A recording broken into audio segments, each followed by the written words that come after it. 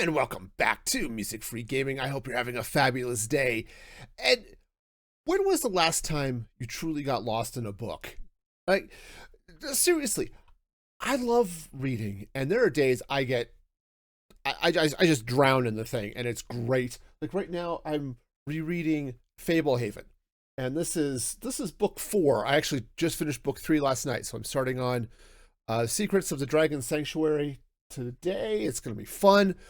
It's a great series. But I got thinking about it, and I've seen a couple of stats over the last several months that talked about the decline of reading in America.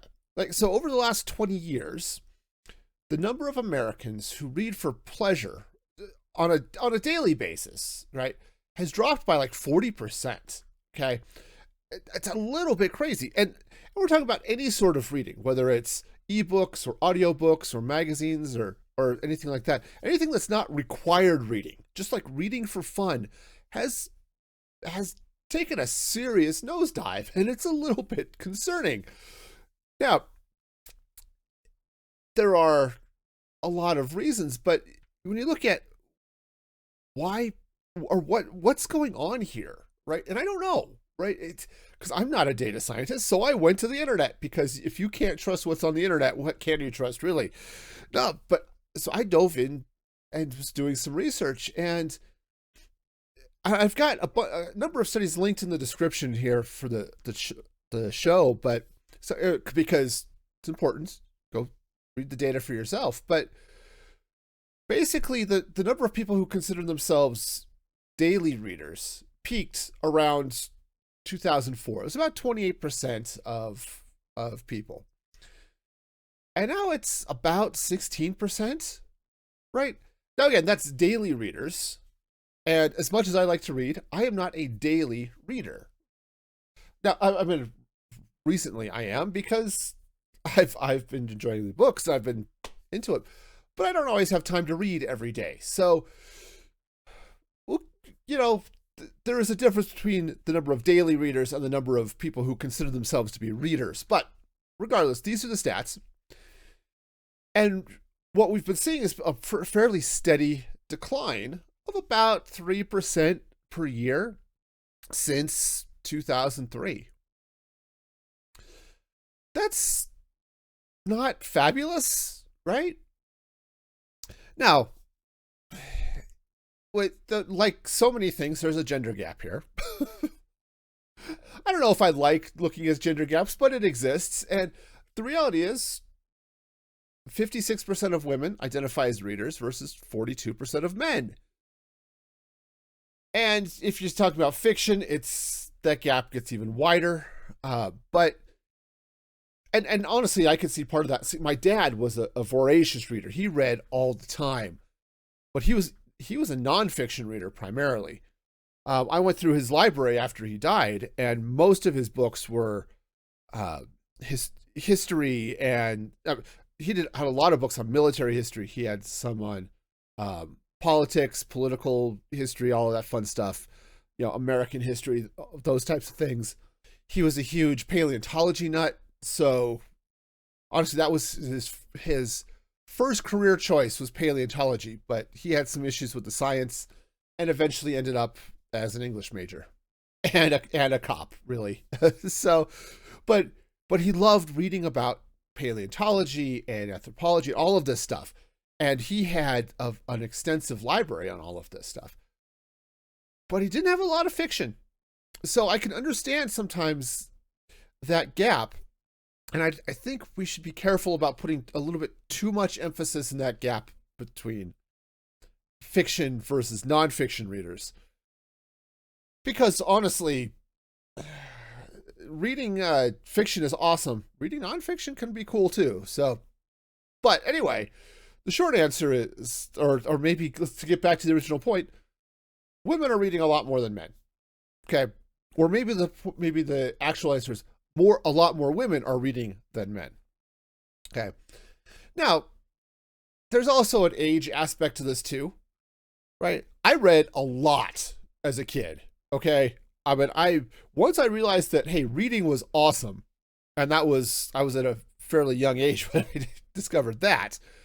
you could not keep me in books. Man, I was going through them like mad. I was reading everything I could find. I think I read the almost the entire Hardy Boys series one year. Right, there are like 40 something books in that series, and my library had them all. so, I blew through Hardy Boys. I read, like, one of my favorite books as a kid was The Black Stallion, which I never have gone back to reread those.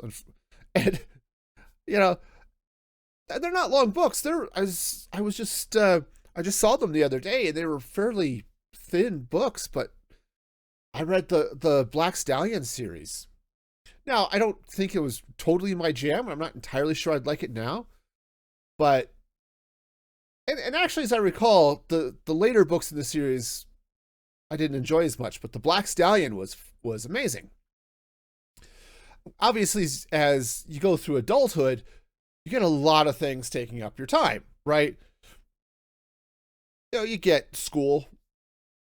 It turns out high school sometimes has actual requirements. College has requirements.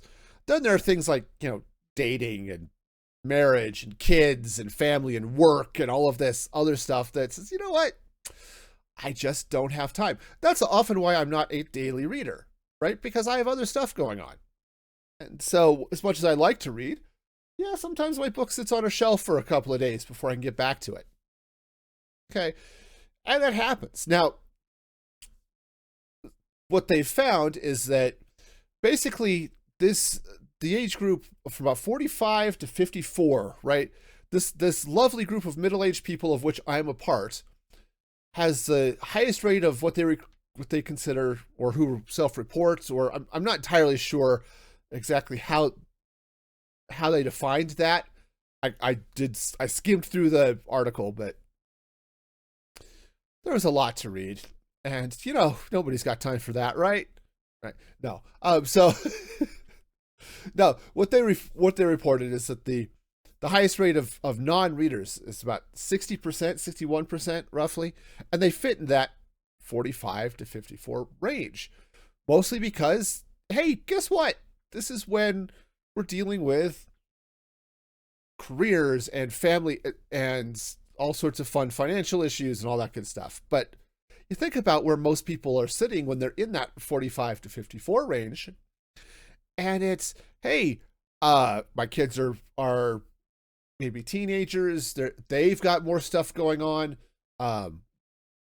Maybe you're progressing in your career, so you've got more of that happening. Right? It's lots of time pressure that eventually falls off. That unsurprisingly,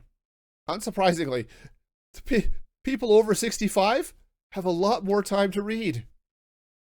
It turns out when you get to that point where you're looking at retiring or have retired, you're going to fill up that time somehow, and books are a wonderful way of doing it, right? Now, there are a number of other reasons why people aren't reading, and it's, there are just a lot of them, right? One, we have screens, right? Everybody's got phones and computers and all this fun stuff, and there are some things like TikTok or Reels or YouTube Shorts that they sort of rewire you to just expect things in quick hits, and reading a novel is not a quick hit, right? It's a multi-hour, sometimes multi-day event to get through a story, right? And the more you're sitting there just doom scrolling on your phone, the less time you spent reading. And it does all sorts of bad things for memory and vocabulary and all sorts of other nonsense, especially for younger people. But for those of you who are not quite as young as I am, maybe you'll be okay. But still, that's definitely part of it. And I don't think it's even necessarily the I don't quote negative side of that. It's just sometimes it's interesting. I've certainly been known to sit and doom scroll once in a while, not because I'm looking for the thing that's going to cause me rage and I'm going to stop when I hit the thing that makes me mad. It's just that there are cat pictures on the internet, people. I don't know if you understand this. There are pictures and videos of cats and also dogs, and they're cute and they have to be watched, right? Yes, absolutely. This is how life is. I must watch the videos of the cute cats. Well, if I'm watching videos of cute cats, I'm not reading, right? But aside from that, again, there are time pressures. Because, as I said before, we've got stuff going on, right? You know, some people actually have a life and they have friends or they have family and they want to spend time with them, or, you know, any number of reasons, like, hey, work, right? Some people are working multiple jobs. Some people are just have the one job and it just takes some time. Some people actually like to do other things, right? I don't want to discredit other hobbies, right? No, reading must be your only hobby. That's just silly, right? You know, so if you like to sit and work on a car, or I'll even admit, you know, video games and stuff are cool. But, you know, reading is amazing. And we'll get to some of that here in a minute. But there are issues, right? Now, I'll have to admit, getting to the library is a pain in the neck. It's 5 blocks away. It's just too far. Nobody's got time for that. Okay. That's a little silly, but I have been loving the fact that I have access to a library on my phone. I have read so many books because I've been able to check them out digitally on my phone. Man, I'll tell you, it's great when I'm sitting here on a Saturday night or something and think, you know what? I really want to read something. Because maybe if I'm not in the middle of a book, which, to be fair, happens a lot. I'm often in the middle of a book. But if I'm between books and I'm thinking, all right, I want to read something. Well, it's nice to just jump on my phone and sometimes just scroll and see what looks interesting, right? I found a book that was really bizarre, which, you know, it happens. This one actually was recommended on a podcast, and I decided, you know what, I wonder if my library has it. But it's the book was How to Become the Dark Lord and Die Trying. And yes, that conjunction is and, not or.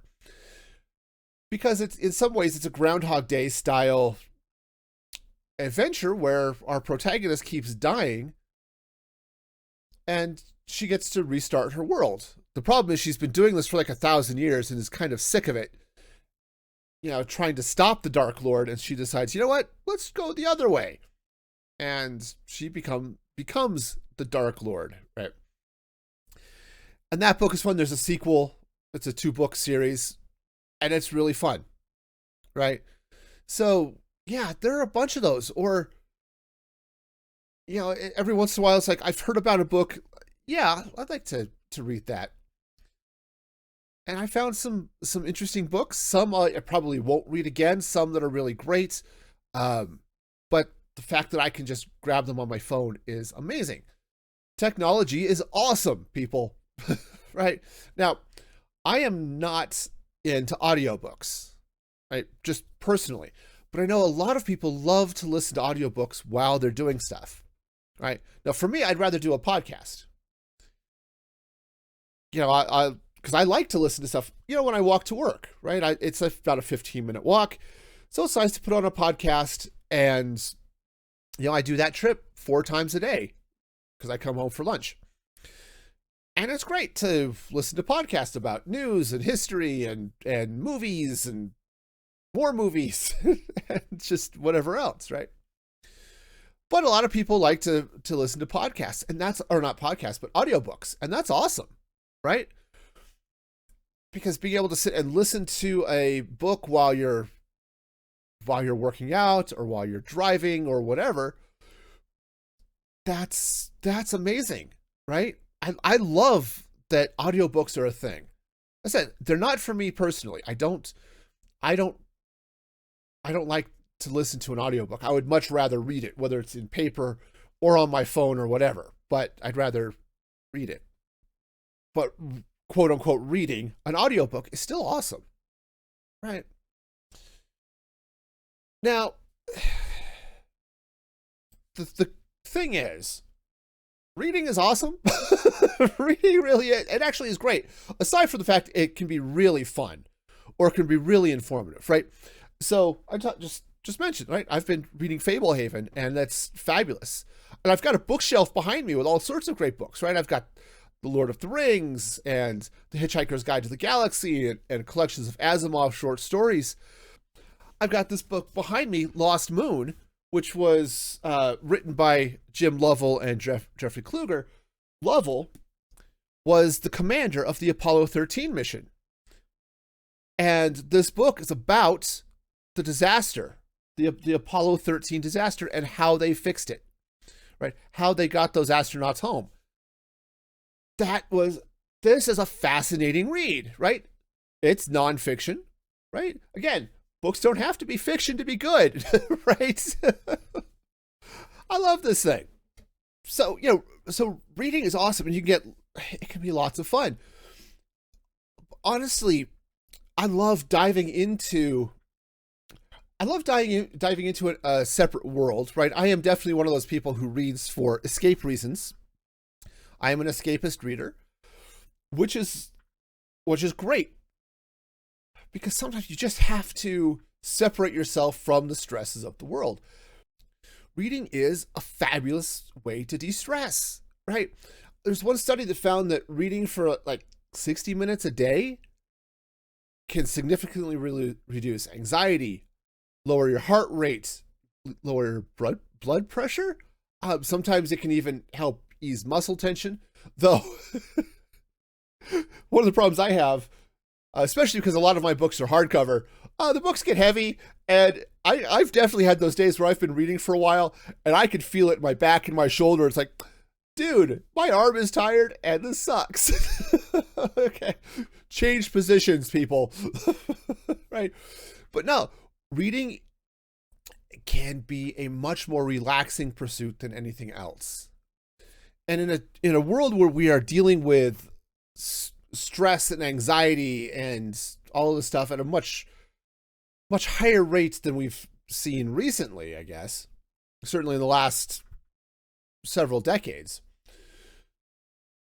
having a way to de-stress is amazing. And honestly, it doesn't take long. As I was going through my research, there were studies that talk just reading like 10 minutes a day can be a huge relaxant or de-stressor, or however you want to put that, right? It doesn't have to be a lot, right? And I'll tell you, it's great. I said I come home for lunch, and I come home, I make lunch, chat with my wife a little bit, and sometimes I've got 5 or 10 minutes, and I'll just sit there and I'll read for 5 or 10 minutes before I head back to work. Man, it's great. Okay. Now it's annoying. It's like, okay, I have to stop reading because I have to go back to work. I don't want to stop. I've hit that part of the book where I have to keep reading, but I have to put it down because I have to go back to work. That's annoying. Okay, that's fair. But still, it's fabulous. Now, there are also some studies that show that reading frequently acts as sort of it's like a shield or a buff for your brain, right? Those who read a lot, or read frequently, have a reduced risk of cognitive decline. And they're talking about studies that come up for like 14 years, right? These are long studies. And, I would like to not decline. I'm already bad enough with English and grammar and all that stuff. If this podcast wasn't enough to show that, just watch any of my streams.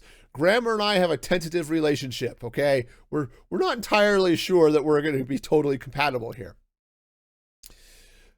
But reading is fabulous for that. It helps improve concentration and vocabulary and working memory, all of this stuff. These are tremendous health benefits, mental health benefits, right? The other thing you get from reading is it helps you build empathy and understanding. Now, they specifically call out fiction for this, in part because it puts you in the shoes of somebody else in a different situation and helps you sort of understand the world from different perspectives. Now, I think you can also get that from nonfiction, but there's a certain reality there that as you read more, you can really start to gain an understanding of sometimes of people, right? But it helps you, maybe helps build communication skills, right? Helps you understand, hey, this is how you talk to people, right? How do I social, what is this whole social thing we got going on? Yeah, okay. Sometimes reading can help that. But all of that said, reading is awesome, right? I'm not going to say it's necessarily a superpower, but there are lots of benefits for reading. And it saddens me that I've been seeing said not only that there's been an overall decline in reading, but men in particular have been going down. And you tie that with an overall decline in men attending universities, right, getting higher education, things like that. And I just sort of wonder if, as a society, we're teaching people to not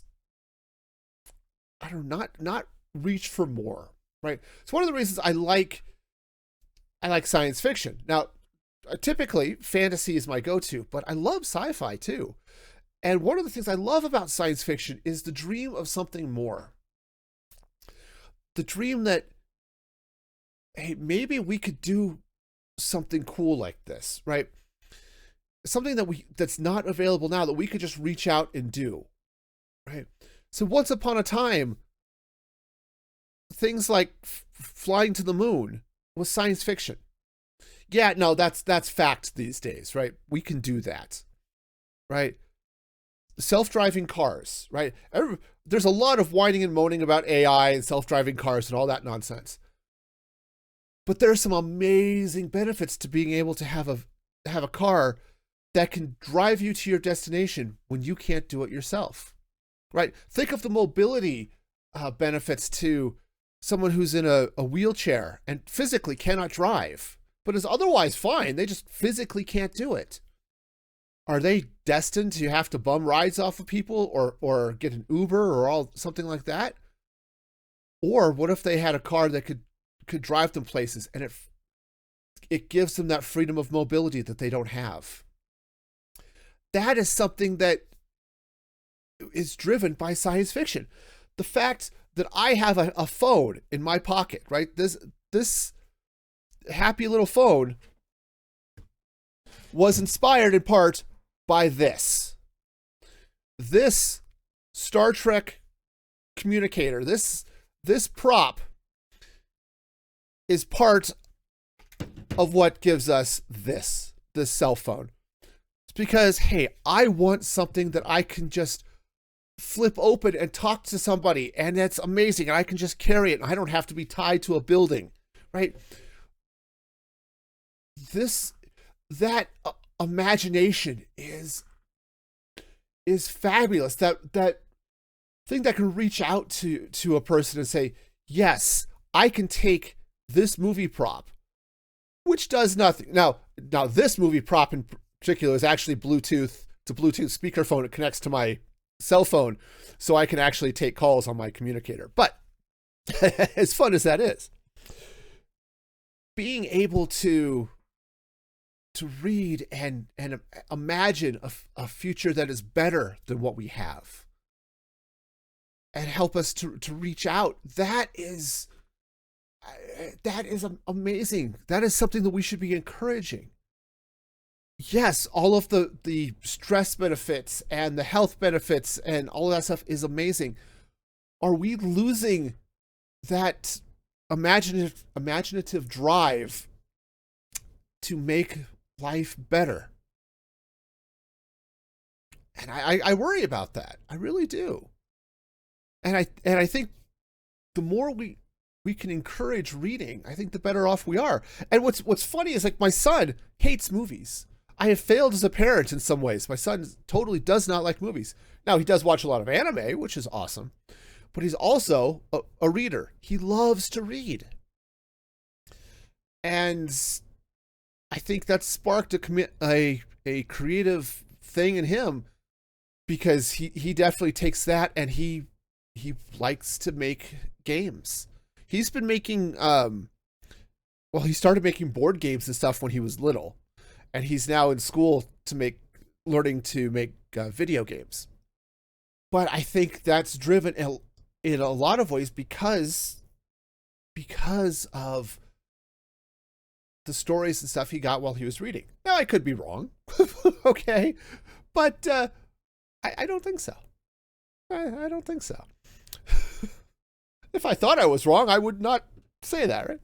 No, but I said reading is great, and unfortunately, we often just let it slide. And to be fair, there are often very good reasons for that, right?